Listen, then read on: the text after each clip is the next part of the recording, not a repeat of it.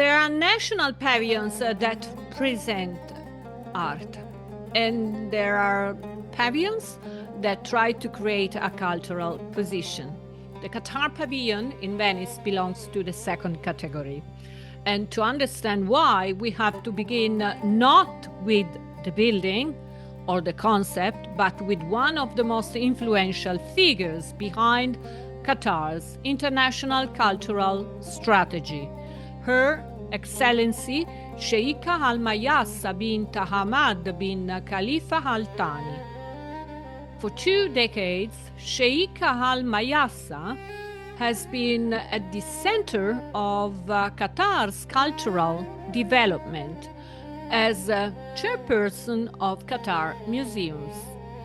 Under her leadership, Qatar Museums has built an expanding cultural infrastructure connecting museum, heritage, contemporary art, education, public art, and creative industries.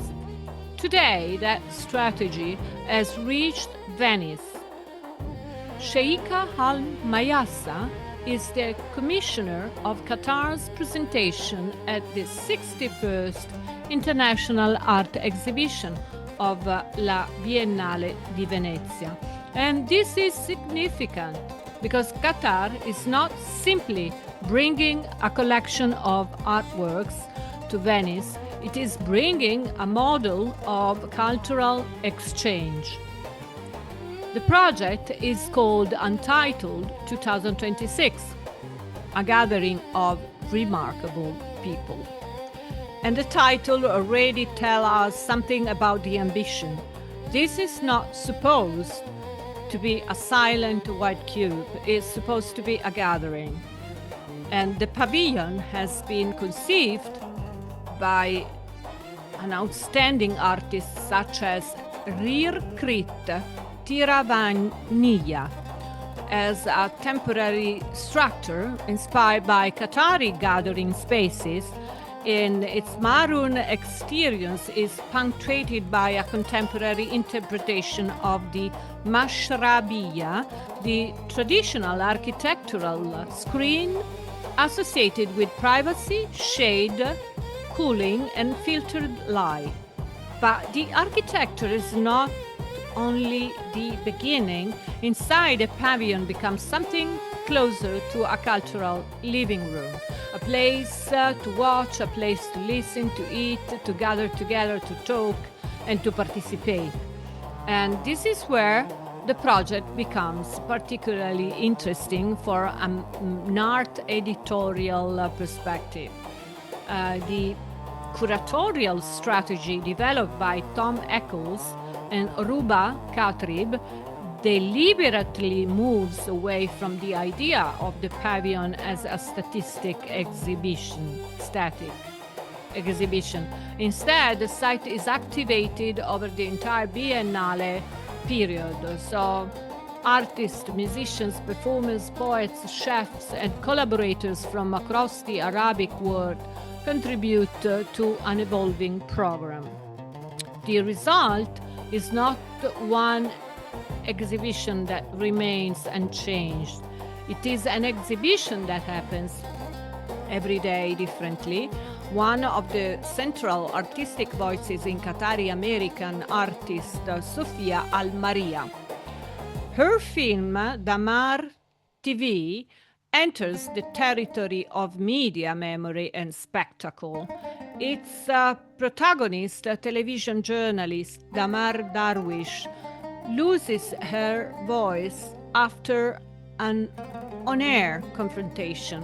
What follows is a journey through music and sound and through the possibility of imagining another future. The loss of the journalist's voice is an especially compelling images in a pavilion concerned with communication. Because here the question is not simple. What does art say? It is how do we listen? And then comes Alia Farid's jerrycan. At first glance, it resembles an enormous container, but the object is deliberately oversized, hollow, and light. Farid transforms the familiar vessel used to carry and store water in the Gulf into something monumental. Her sculpture draws attention to an everyday project and to the cultural rituals surrounding water. Utility becomes memory, infrastructure becomes sculpture, and an object associated with necessity becomes a symbol of shared experience. But perhaps the most radical element of the Qatar Pavilion is what cannot be captured in a single photograph: sound. Lebanese artist Tarek Atoui has organized a program of improvisational performances involving musicians responding to field recordings made along the Qatari coastline. The coastline becomes an archive. The archive becomes sound, and sound becomes a collective experience. This is an important distinction. The pavilion does not simply represent Qatar through visual symbols. It tries to construct an experience of cultural exchange in this sense. So that's why they thought, okay, put it in there also food. So the Palestinian chef Khadi Katan leads a culinary program that places Middle Eastern cuisine at the center of the project.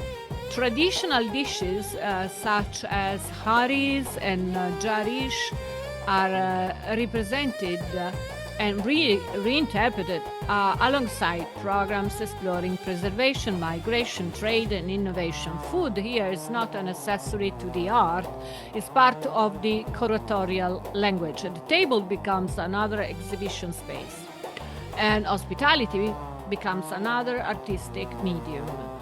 So this is where the Qatar Pavilion becomes particularly relevant to the wider intellectual atmosphere of Venice Biennale Arte. Biennale itself, through Koiho Kuyo in minor keys, places enormous emphasis on relationships, sensory experiences, listening, collectivity, and forms of artistic practice that reconnect people with the physical and social world. Qatar is not part of Koiho's main exhibition, but its pavilions arrives in Venice with a strikingly compatible vocabulary: community, listening, hospitality, memory, ritual, participation, and the human body as a place where culture is experienced. There is also a strategic dimension that cannot be ignored. This temporary, because it's a temporary pavilion, occupies the site where Qatar's permanent pavilion will be built.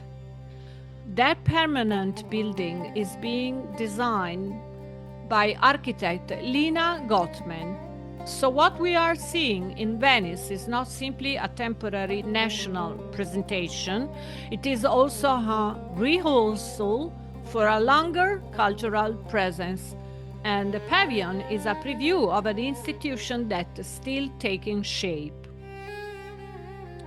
Beyond Venice lies another major project, Rubaya Qatar, the country's new international contemporary art quadrennials is scheduled to launch in November 2026 across multiple sites in Qatar. It is being developed under the leadership of Sheikha Mayassa, of course, so the chronology is revealing Venice first, and then the permanent pavilion, then the quadrennial. And this is not a one-off cultural gesture, it is a cultural infrastructure that is gonna show off very soon. And this is where I think the Qatar Pavilion deserves to be read critically. Its ambition is obvious. I want to move beyond the representation. I want to create. They want to create presence, and Qatar is not simply a country represented by artists, but as a place associated with contemporary culture, hospitality, dialogue, international exchange. And that is absolutely powerful. But it also creates a responsibility for the viewer. We should not confuse cultural diplomacy with artistic neutrality. The pavilion is carefully constructed. Its architecture, program, hospitality, international network all contribute to a coherent image. That does not diminish the art, but it is important to recognize the machinery behind the experience, because this is precisely what makes the pavilion interesting. It operates simultaneously as exhibition, cultural platform, architectural statements, and diplomatic proposition. Sheikha Mayassa describes the project as an affirmation of shared humanity and as a celebration of Qatar's tradition, openness, and hospitality. That statement is central to understanding the pavilion.